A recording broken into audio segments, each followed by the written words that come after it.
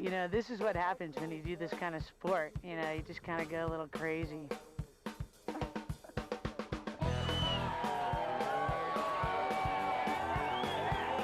a little bit nuts. It's definitely a riot to watch, though. When people call me crazy, I say I'm not lazy. I have a good time.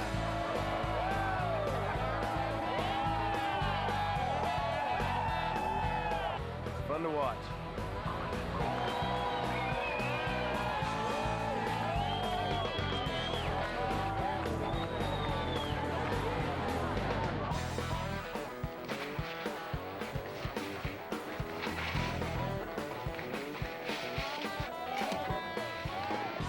Speed, air, fun.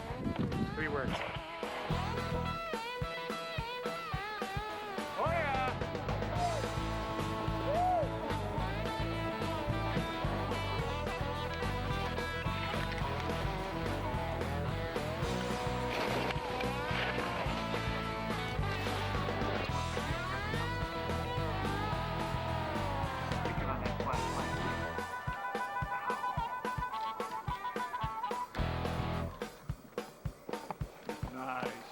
Nice.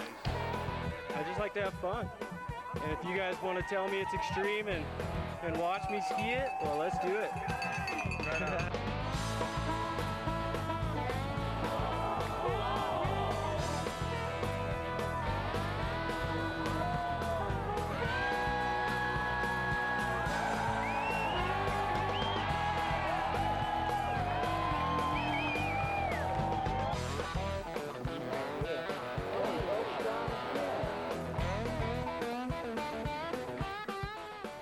What compels a skier to hurtle down 30 to 40 degree slopes and launch off cliffs and overhangs without a second thought? The same passions, drive, and desires that push each of us every day to face our fears, maintain focus on a quest, and to force ourselves to and sometimes beyond the threshold of our abilities. Those that retreat never achieve satisfaction or happiness. Those that succeed surge with energy and bask in glory. Every winter, hundreds of adventure skiers set out on a personal quest to grab the brass ring, to set a new standard by which skiers will be judged, to test the outer limits in a competition known as the U.S. Extreme Skiing Championships.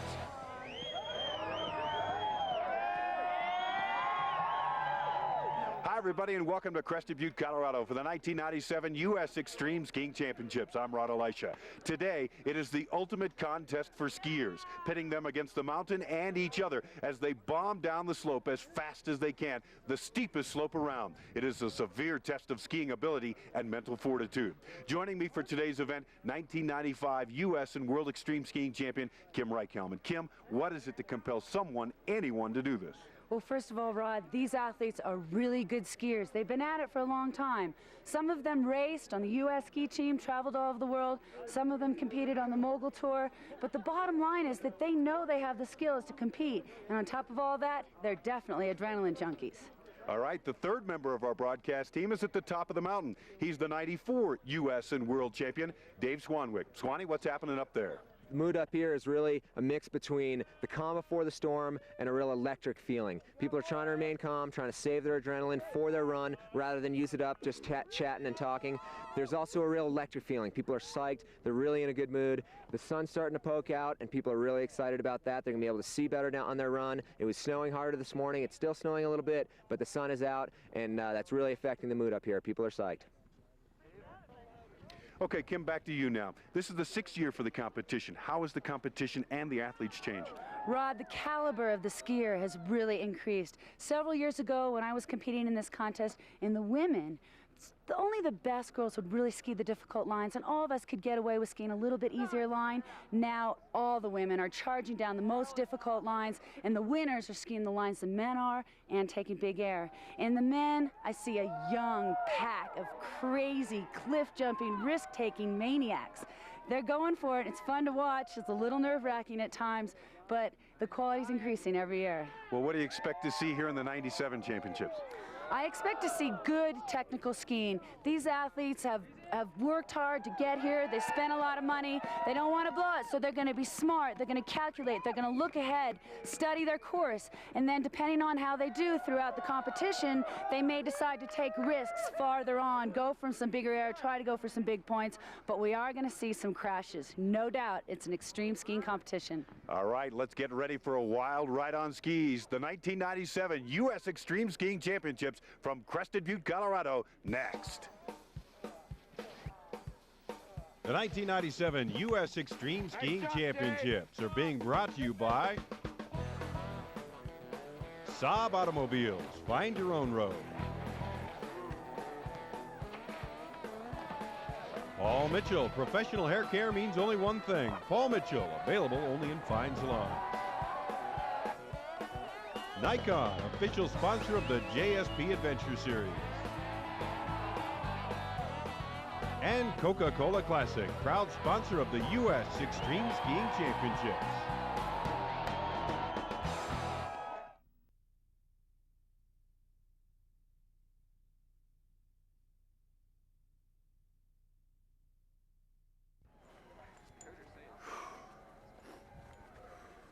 Welcome back to Crested Butte, Colorado for the 1997 Saab U.S. Extreme Skiing Championships. 153 competitors gearing up for qualifying day. The task will be a difficult one. It's Hawk's Nest, 1,200 vertical feet, 34 to 40 degrees in average pitch. We don't just throw open the hill to the competitors. This is the chance for the judges to check out the competitors and immediately 86 anyone they feel might endanger themselves or others. Each day the competition gets tougher, the venues get more and more difficult. So Hawk's Nest is a perfect place to have qualifying. Also, anybody that's competed in Crested Butte and qualified in the past already bypasses qualifying. For example, Bridget Mead here, a real strong skier, has never competed at Crested Butte.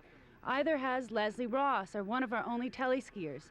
These women are strong skiers, but they have to qualify to move on to the main competition. Basically, it's showing the judges that you can do what you say you can do. We also want to remind our viewers that these points do not count towards the overall.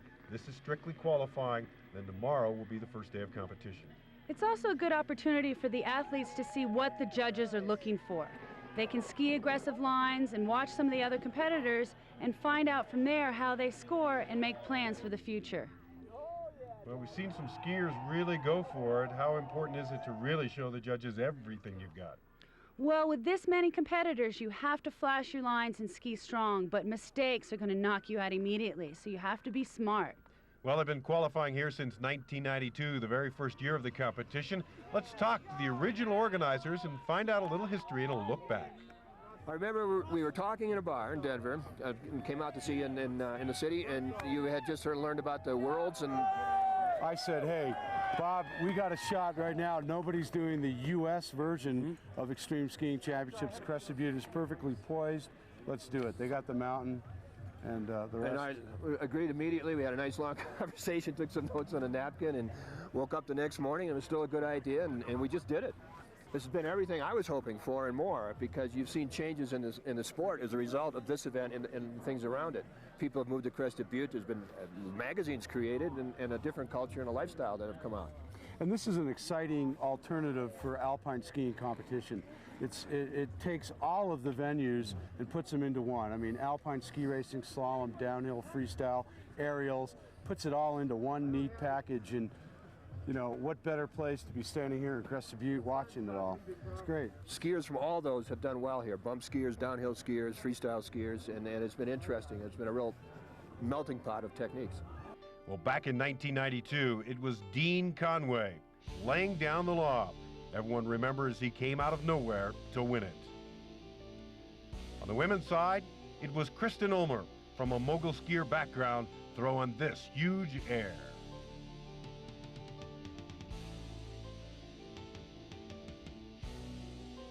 1993 was a big snow year and brought the finals into the Hall of Fame. Never skied before, took 2 rappels to get into. Barb Scheidegger walked away with the women's title. And for the men, Kent Kreitler from Sun Valley and Lake Tahoe made a big name for himself in the extreme scene. Then in 1994, it was Jill Sickles Matlock, coming from a racing and coaching background, taking it all in the 94 U.S. Extreme Skiing Championships. And on the men's side, the first ever U.S. and world champion, Dave Swanwick, who went on to Alaska to capture the crown there.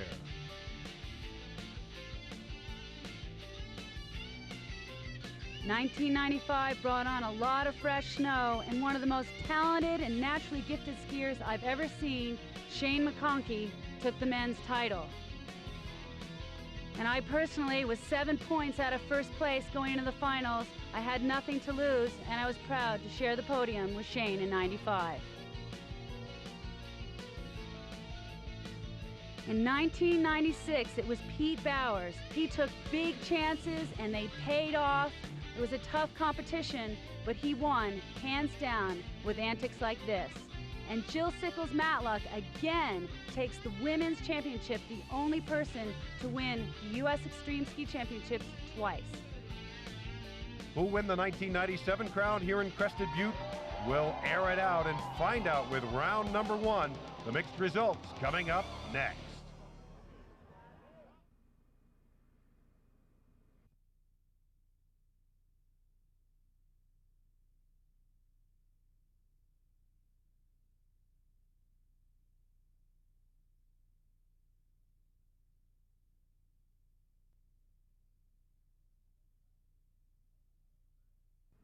Welcome back to the beautiful Elk Mountains surrounding Crested Butte, Colorado for the 97 Saab U.S. Extreme Skiing Championships. All right, our qualifying is finished, and now 140 competitors move on to the first of 3 days of competition. Kim, what's day 1 all about? Day 1 is being held on Staircase. It's 900 vertical feet of tight trees and steeps. The great part about Staircase is it's open to the public. Even you can ski it. But the bad part about that is that a lot of moguls have developed, and I think those bumps may catch some competitors off guard that are carrying too much speed down at the bottom. Now on the right-hand side of Staircase, we have what's called slot rocks, a series of rock, hops, and jumps. We'll see most of our action over there, but we're also going to see some mistakes. Well, let's talk about the mindset for day number 1. This is the first of 3 days of competition. Right, and I think that the athletes want to be smart. There's a lot of rookies in this competition. They don't want to make any mistakes. It's the first day out. If you make a mistake, you're eliminated. So I hope we'll see good, strong, technical skiing, but we're always going to see those risk takers letting it hang out. All right, let's let it hang out. Let's go to the top of the mountain for day 1. 153 skiers queued up for day 1. The challenge, Staircase, a vertical of 900 feet top to bottom, an average pitch of 45 degrees, a time limit of 2.5 minutes. And our first competitor on course, Chris Goss, bib 186 from Aspen, Colorado. As we see Chris work his way by the camera and down Staircase, you can appreciate how technical this venue is. It's steep and the trees are really tight. There's not a lot of room for error, but it's an excellent venue for first day. Down here in Slot Rocks, you can't air it out. They can't just go for it because as you can see below the rocks, there's more trees, so they have to keep their speed down. But Goss able to let it all hang out, as is Jack Hannon in the upper section, bib 176 from right here in Crested Butte. Jack is familiar with Staircase, so he can ski a lot faster than someone that hasn't skied through here before. He's probably skiing a line he's done many times. Let's talk how important is it that you know the run beforehand. The Crested Butte locals have an advantage here in the early days. They definitely do have an advantage over some of the other competitors that may have only had an inspection or skied this once or twice. It's difficult. I've competed on this hill and it intimidated me each day. Well, here's Eric Warble, bib 47 from Avon, Colorado. The steep extreme stuff he works on and practices on is prima cornice at Vail. And Eric is moving down the hill very well. He's aggressive. He's not hesitating a lot. The trees are so tight that it's hard to really make your run flow, and fluidity is one of the factors that they're being judged on. Well, there's also the time limit. You cannot hesitate. Barb Peters, bib 157 from Crested Butte, Colorado. She's got an excellent run going right here. Barb has come a long way. Many years ago, when the U.S. Extremes first started out, she was a crazy woman going for big air. But I talked to her about this competition.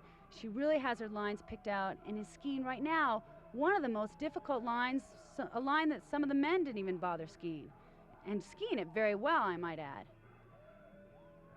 One of the things the judges, I assume, are looking for is skiers who are able to ski within their ability. Here's Tiffany Shannis. Now, this is a gal we don't know much about other than she has won an extreme competition already this year. The women's field is strong here in Crested Butte, and I think that Tiffany needs to find out what it's like to ski against some of the best girls around the world. One of them, Bridget Mead from New Zealand. This is the first time I've seen her ski, and I'm impressed. She is a strong, powerful skier, as you can see, charging down the hill, really in control, well balanced. Well, this is the third contest of the year, and Bridget won the second. That one was at Bridger Bowl. Well, here's a girl who's won a competition as well. Wendy Fisher, the defending world champion in Valdez, Alaska. Wendy skiing a real difficult line right there, scrubbing through those rocks. Wendy just returned from Europe, and I talked to her earlier. She does seem a little distracted and frazzled. I know that she wants to win this competition. She may be putting a little too much pressure on herself. Well, here's a guy that, again, we don't know much about, Willie Mushin. The thing that impresses me about him, his knees are just welded together despite how steep this terrain is. Willie is a very balanced skier. As he skis through there, look at that. He loses his downhill ski a little bit, but stays right over the center of his skis.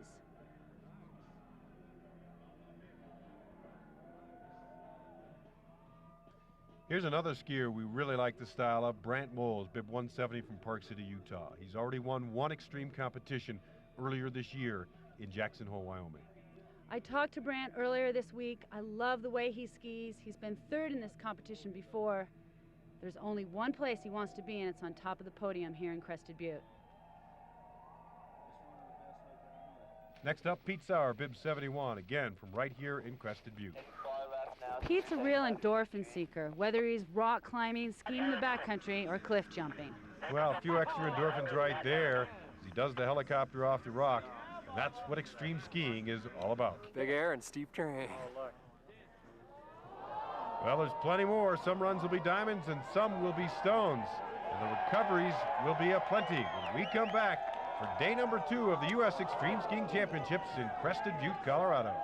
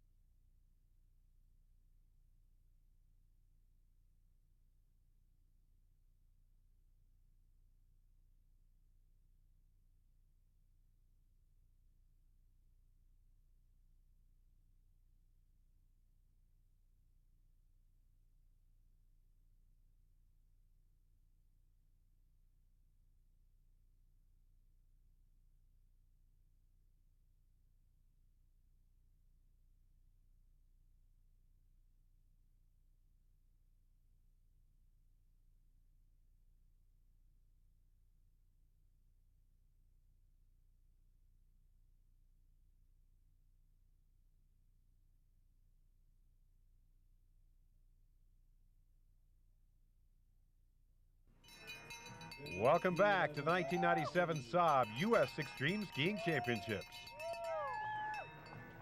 Such a natural high. It's just totally pushing you to the limit.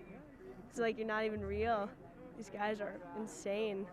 Well, a hot day of competition for day number 1. Kim, your impression? Staircase proved to be a challenging venue. It's unfortunate for some really good skiers. They got knocked out, but that's what the first day is all about. Well, almost ready for day 2, but first let's look at the standings. Ron Pankey on top with a great run. Peter Bauer is also in there, the defending champion. Remember, this is the first of 3 days, and the scores will accumulate. There's the second 6 through 10 and the 9 through 14. And, of course, Rob Van Arnhem, a longtime veteran of this competition, still hanging tight. The points can mix up as we move on. As for the women, Barb Peters with the top run. Christina Nicholas from Park City, Utah, Also in there, Wendy Fisher not performing well so far. Well, we are ready for day number 2 and another challenge for our skiers. It's called Santucci, a vertical of 500 feet. The average pitch 43 degrees. The time limit 2 minutes, top to bottom. 7 judges ready at the bottom. A beautiful sunny day, and we are ready to proceed with Brian Grosso, bib 74 from Crested Butte. Brian going right after it on these rocks in Santucci. A little bit sloppy there. He's going to lose points on control, but definitely score high in degree of difficulty and aggressiveness. 211 total points for Brian Grosso on that run. Next up, it'll be Willie Mushin, bib 62, again from right here in Crested Butte. Willie's working his way down Santucci into cesspool, getting a little bit caught up there. I know he likes to catch air. Let's see if he picks out one of these rocks. Well, he does, and he launches and lands it very nice. How big does that score with the judges? I think the judges will like that, and what they like even more is clean landings and solid skiing coming out. Well, Paul O'Connor, bib 206, is not able to cleanly land that one. And that, how much does that count off? That's really going to count against him quite a bit. He goes for the air, and it looks like he's just not controlling his speed well and hits that bump. The snow conditions are hard. It's easy to lose a ski. It's definitely going to hurt him a lot as far as the judges' standings go. Now on course with Scott Lefebvre, bib 215. You know, we talk a lot about these skiers being from Crested Butte, but a lot of them have moved here because of the extreme terrain. I've talked with a lot of athletes that have seen this competition on television before, think they're good skiers, and want to come to this mountain and prove themselves to their friends, their family, folks back home. Well, Scotty Lefebvre proving he's got the goods. 219 points, a very nice and solid run. Next up, it'll be Tyler Williams. Now, here's a kid who used to be a member of the U.S. ski team. He also won the 24 Hours of Aspen a couple years back. And you can see that strength in Tyler's skiing. Even though he's going fast and getting bounced around, he stays over the center of his skis. The judges will love that. They know he's strong. Yeah, see it again in slow motion. You see he hits just perfectly, gets a little back, but then gets right back over it. They love it when you can continue to flow down the hill. Ian Leeming, bib 213 from Crested Butte. This is a popular section in this run. These guys like the rock hops, and it's difficult. Everybody's having a little bit of problem, and the judges want to see clean landings. Anytime they touch down, a little bit of fall, a little bit of scrub, it's going to work against them on fluidity, control, and technique. Well, there's a different approach. Ron Pankey from Crested Butte trying a little different line. I think the judges like to see some creativity. It's refreshing for them to see someone charge down a line that nobody else has skied yet. Well, this is kind of almost exactly what free skiing is all about. It's a matter of putting a line together, letting it flow down the mountain. That's just like water. If you poured it out of a pitcher, it'd come down the mountain almost the same way. And a nice big air to top it off, a clean landing, real aggressive and fast run for Pankey. Well, 2 runs today for our competitors. Bridget Mead took a different line early on, but now she seems to be coming down the gut of Santucci. Bridget's moving down the hill pretty well. She had a little bit of problems in the tight section, but she's so powerful the way she moves from turn to turn, gets through these tough parts without any trouble. Nice air for Bridget right there, too. Nice, solid, clean lines. This is a very difficult slope to ski. Next on course, Wendy Fisher. Wendy's sort of climbing around on these rocks and then sort of drops off the side. And she seems to be a little distracted to me. She's just not charging down the mountain. She's really going to be hurt on fluidity in this run.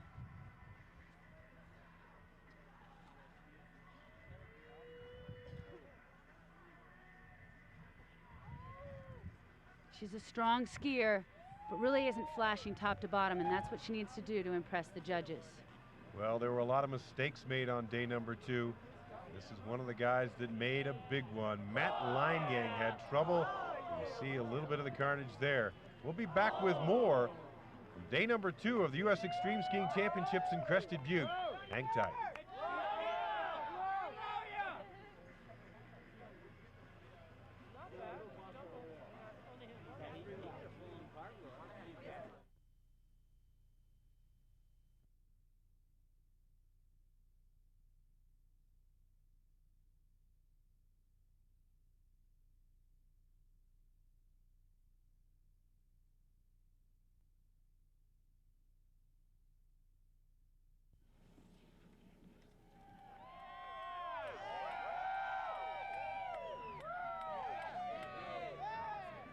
Welcome back to Mount Crested Butte, Colorado for the 1997 U.S. Extreme Skiing Championships. Kim, we've talked a little bit about the judging. Now let's further delineate for those folks at home who have never seen the sport, what's it all about? Each competitor is judged in 5 separate categories. The first is degree of difficulty. That means how difficult of a line do they choose to ski. Second is aggressiveness. How do they attack that line from top to bottom? Third is control. It's important to maintain control all the time. And then technique. How well does the skier ski? Are they compact and skiing clean and smooth? Are they flailing around? Fifth is fluidity. How well does the run flow from top to bottom? Line choice is a big part of fluidity. There's 7 judges. Each judge judges all 5 categories from 1 to 10. Then they drop the high, drop the low, and the remainder of the 5 judges average is the score for that particular run.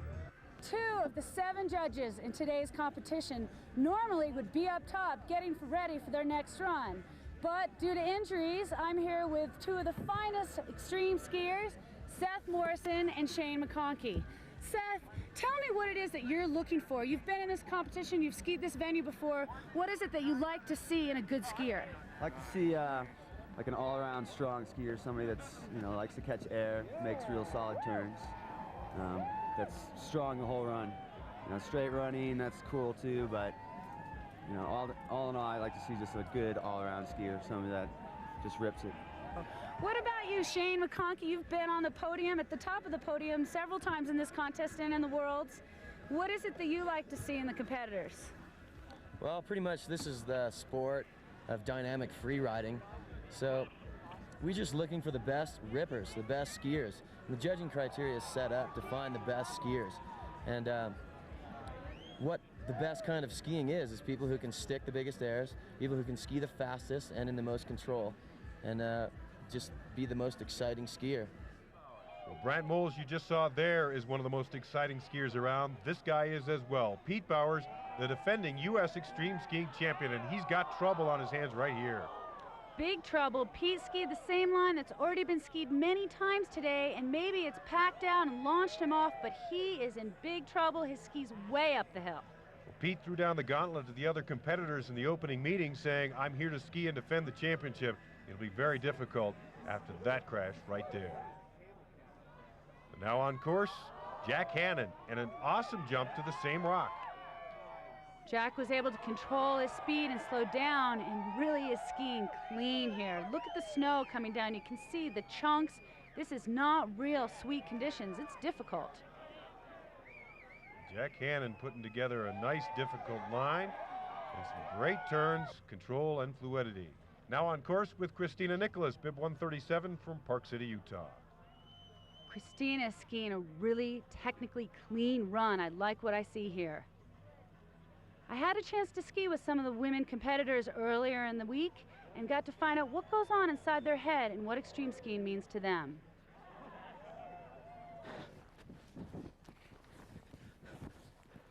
It's great to see the caliber of the women increase every year, and that there's so many women here this year.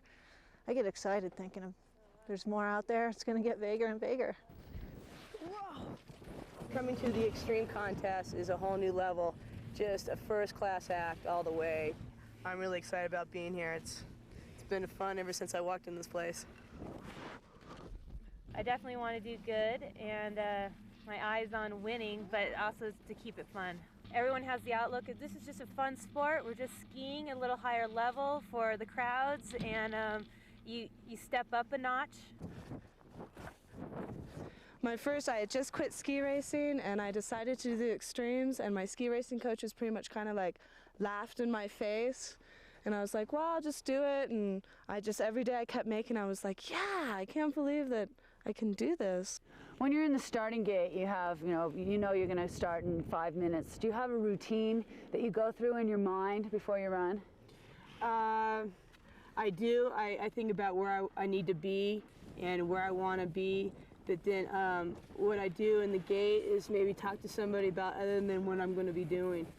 It's just going and knowing you're going to do a really gnarly, rad line and just being confident about diving into it. Just put all your energy into your run, and everything that's going through your mind, just put it to being aggressive and challenging. Before my run, I want to think about what line I'm going to take. I go through that in my head to usually dial in exactly where I'm going, pick out my landmarks, and then just to try to calm the nerves. Cool, well, let's check it out. Right on.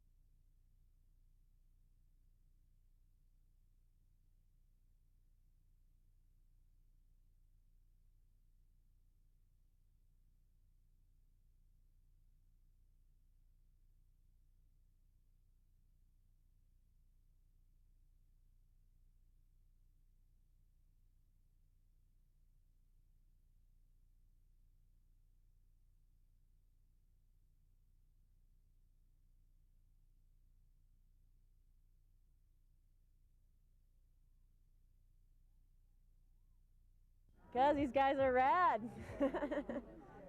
I could never do that. Continuing on with day number 2 of the Saab U.S. Extreme Skiing Championships in Crested Butte. Now on course, A.J. Cargill from Jackson Hole, Wyoming. AJ has chosen to ski one of the most difficult lines on the mountain. I've seen competitors have trouble here all day long, and she's moving down the hill really well. She's going to get high scores on difficulty of line and technique. When a skier's in a section like this, just how scared are you? Well, hopefully you're not scared at all, because if you're scared, you're going to be tentative, and that's when you're going to get hurt and take a fall. Well, it doesn't look like Pete Sauer is very tentative. He's looking it over, and now he looks like he's going to be making a launch again in the same cliff section. But he goes huge, bypasses the secondary rock, lays it down, and able to recover from it. The crowd absolutely loves it. I don't know how the judges are going to feel. He certainly will get a high score on degree of difficulty, but even down here, he's not in complete control. Well, here's a skier we're very familiar with on the extreme scene, Rob Van Arnhem from right here in Crested Butte. And when it comes to control, Rob is the king. He's so precise, each time landing right in the center of his skis. He's a patroller here in Crested Butte. He knows this terrain, and he skis it well. Another thing that impresses me about Rob, great line selection. One of the best runs of the day, 229 points for RVA. Now on course with Jason Anthony, bib 56, again from Crested Butte. I like this camera angle. You can appreciate the steepness and how narrow it is here, and the crunchy snow. This isn't powder these athletes are skiing. There's a lot of places to get into trouble. A launch for Anthony, and he sticks at some nice skiing by number 56. 203 points, that'll put him in 5th place, but we're led by Brant Moles and Rob Van Arnhem. 2 days and 3 runs so far. These are the accumulative totals that will move us into day number 3 in our finals and our championship. A new leader for our women as well, Christina Nicholas from Park City, Utah, on top with 545 points. The 1997 U.S. Extreme Skiing Championships are brought to you in part by Miller Lite, who remind you anything can happen at Miller time. And by Boeri Helmets, use your head. And Solomon Skis, Boots and Bindings, the leader in mountain sports equipment. The U.S. Extreme Skiing Championships will be right back.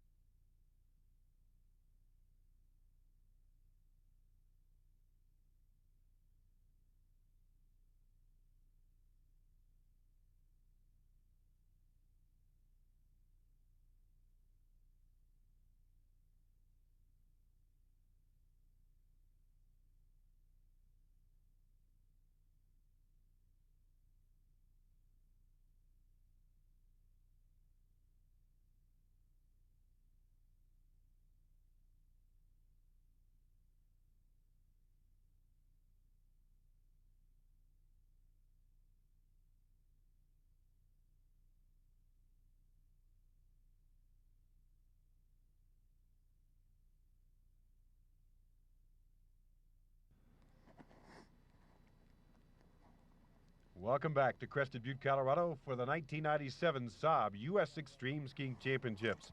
Well, a difficult task at hand for our skiers and for our cameramen as well.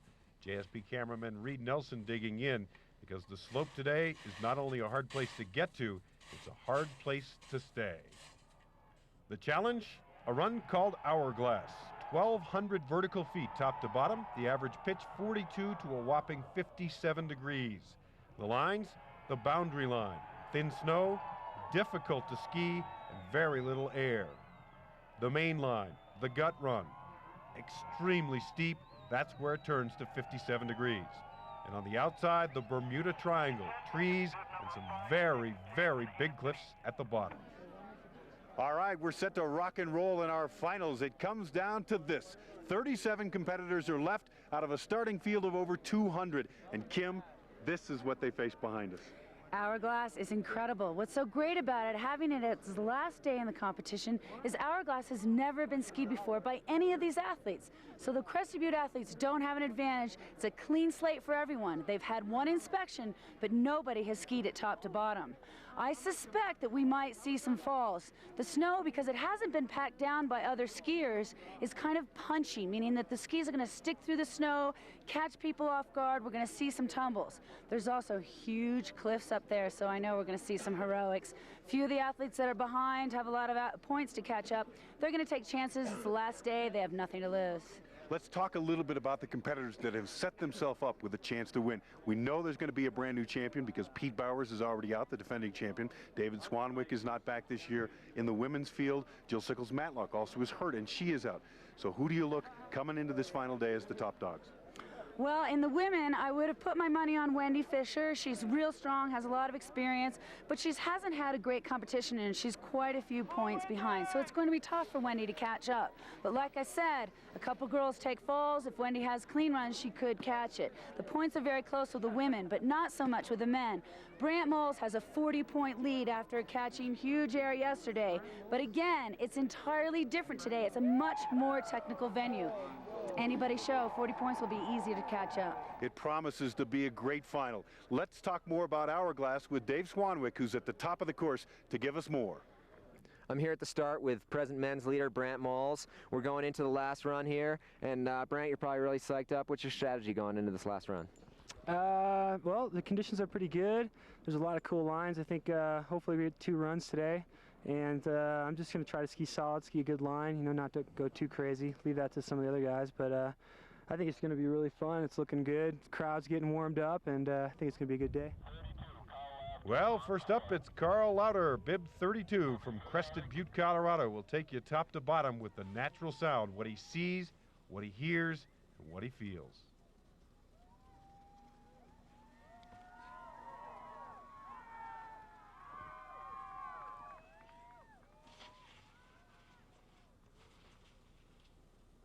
Our first skier, Carl Lauder, showing us how it's done.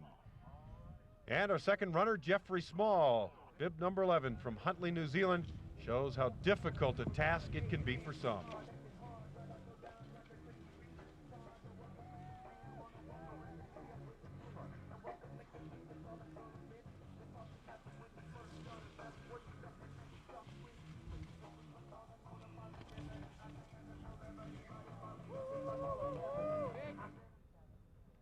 Now to Rob Van Arnhem, currently sitting in second place, bib 167. A lot of experience in the backcountry and on steep slopes just like this one. Rob told me he was really surprised to be in second place. His expectations were top 10, but I asked him what his strategy was, and he said he's going to ski the fall line and go big. Going big right there. Kim, let's talk a little bit about line selection. He has chosen a very different line than our first two competitors. He has, and he's really exposing himself to a lot more danger, and that's going to score higher on degree of difficulty. If it's dangerous and the athlete makes a mistake and has the potential to fall off a cliff if they make a mistake, just like Rob is right here, he is going to score higher on degree of difficulty. Tremendous degree of difficulty in this run for Rob Van Arnhem. A whole new tact. Two first skiers came down the gut, but look at what is ahead of him right now. He's not even hesitating, charging down, landing and skiing away. That was an outrageous run. 240 points for Rob Van Arnhem. And now on course with Willie Mushin from right here in Crested Butte. Willie wants to turn it on. He has a lot of fans here watching him. He's made it to the finals. I'm sure that surpassed his expectations, and now he has nothing to lose. Coming into today's competition in 10th place, not much of a chance to win unless there was great difficulty for all of the other skiers in front of him. But we've already seen RVA laying down the early loft. And a big, beautiful air, clean landing, and a different line than we've seen anybody else ski today. 227 points for Mushin, and plenty more action to come from Crested Butte.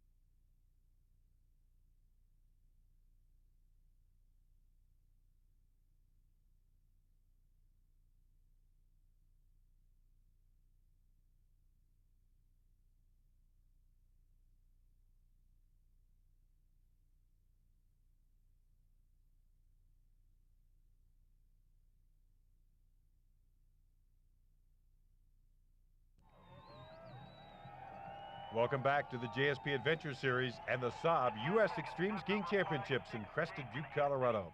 We're in our final day of competition, and it's time for run number 2 of Pete Soar, bib 71 from right here in Crested Butte, Colorado. Soar, another skier who chooses to move into the Bermuda Triangle, and you can see from this angle just how difficult it is. Now, Pete has an advantage because he's been able to watch other competitors ski over here, and he's selected a line. But the problem is, because other skiers have been there, the snow has gotten scraped off, there's not as much coverage on the rocks, and you can see it's causing a lot of problems.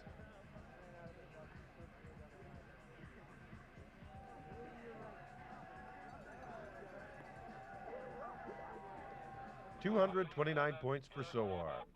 Now it's Eric Warble, bib 47 from Avon, Colorado, and he chooses the boundary line. We have not seen anyone go over in this section. Eric is showing some real unique line selection and lots of deep powder. Nobody else has skied in here, so he doesn't really know what to expect. There's exposed rocks and cliffs that are covered in snow, but he's really charging down the mountain, skiing fluidly and strong. I'm liking this run a lot. And the best score of the afternoon, 246 points for Eric Warble from Avon, Colorado. Now on course with our first female competitor, Wendy Fisher, bib 156 from Crested Butte. Wendy told me earlier she really wanted to pull it off and catch up to these girls, but she's not going to do it this way. A big fall for Wendy. Well, Wendy was able to recover and ski well on run number 2, but she's definitely disappointed with that one. Now to the start gate, Barb Peters, bib 157. I am more impressed with Barb than any other competitor. She has come such a long way. She used to be called Big Air Barb. She used to just jump off cliffs for the fans, and she didn't really care. When I talked to her this morning, she told me she wanted to ski well, ski strong, and be smart. Whoa, almost a big problem for Barb as that big boulder of snow breaks off and comes down the hill. Look at it again in slow motion. Just barely scoots by Barb Peters in her final run. Now on course with Bridget Mead, bib 151, again choosing the boundary line. An interesting story I heard from Bridget earlier. She told me that her family is a sheep farming family from New Zealand, but coincidentally, the farm is in the mountains, and they just happen to have a family helicopter. So it's no wonder that Bridget is such a strong skier in handling this tough conditions and terrain. Well, she's chosen a very difficult line. We did see her have a little problem there. How much is that going to count off? I really don't think it threw her off too much. It will hurt her fluidity a bit, but she's skiing a tough line, and she's really strong. I bet that pushes her into the lead. That does push her in the lead, and Bridget Mead is our winner on the women's side, 920 points, bettering Barb Peters. Let's talk with our champion. Bridget Mead, real strong run in Hourglass. Did it go the way you planned? Well, I kind of got into where I wanted to do, but I wanted to hit a few pillows down, but that's all right. I hadn't skied in there, I'd only looked at it, so I suppose I'm pretty happy. Well, congratulations to our women's champion, but in the meantime, our men continue to ski. A handful of competitors still to go, including Jack Cannon, who is on course, and again, choosing the Bermuda Triangle. Jack has a real aggressive, go-for-it style. Really a lot of exuberance and excitement in his skiing. It's just translated to the screen and to the audience below. And there, a big air. Nice little save. Another great run, this time by Jack Cannon. There's plenty more to come when we return in a moment to Crested Butte.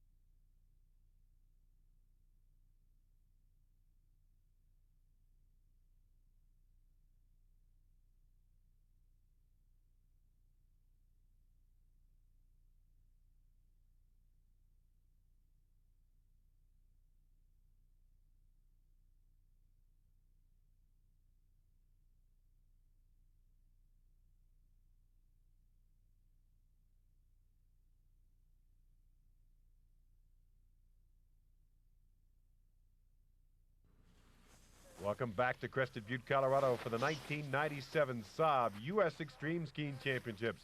Right now, a bird's eye view of the sloped Hourglass.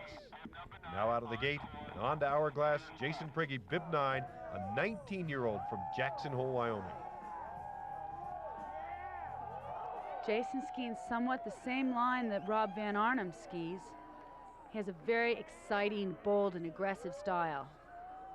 Third place in Jackson Hole in a competition earlier this year. Right now in 13th place. He's really got to go big and strong if he wants to move up.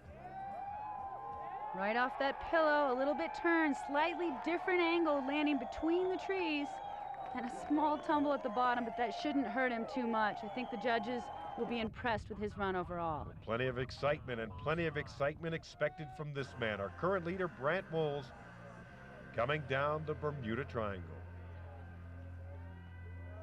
This is Brant's last run. I'm sure he has some trick up his sleeve. I haven't ever known him to disappoint the crowd. And he's into it. He's got his hands over his head. He's getting them excited. Goes straight off. Double spread eagle. Misses the landing just a little bit, but pops right up. That was outstanding. A huge run, and he really amped it up here in the finals, trying to make sure that the championship for 1997 goes to Brant Moles. You can see he's very happy, still working the crowd. But one competitor still to go, Brian Grosso, bib number 74. Grosso did tell me right before this run, he said, don't leave. I may not have a chance to win, or maybe only a slim chance, but I'm going to really put on a good show for the crowd. Well, Brian has an advantage, like some of these competitors that have run later in the second run. He's watched a lot of skiers come down. He's had a chance to pick out his line, and he's actually following the same tracks of Rob Van Arnhem and Jason Prigge. Setting up on the huge cliff, hits the pillow, and just sticks the landing. Not big enough to win the competition, but it'll keep him in the top 5. Brant Moles is the 1997 U.S. Extreme Skiing Champion. A special note to Eric Warble, who moved up from 14th to 6th with the best run of the day here on Hourglass. But let's talk to our champion. Brant Moles topping off the end of the day with an outstanding run, charging down the hill with a double spread crotch grab. I assume that was your plan. Yeah. Falling after that wasn't my plan, but I spun out of it and skied away, so I'm psyched. Had a great run. Snow was kind of variable up there, so it's a little bit difficult to really keep it going and go fast. There's a lot of punchy areas, but I think, as you saw, it was really good skiing. Everyone took care and, you know, stayed within their limits and kicked some butt, so I think it was a good day.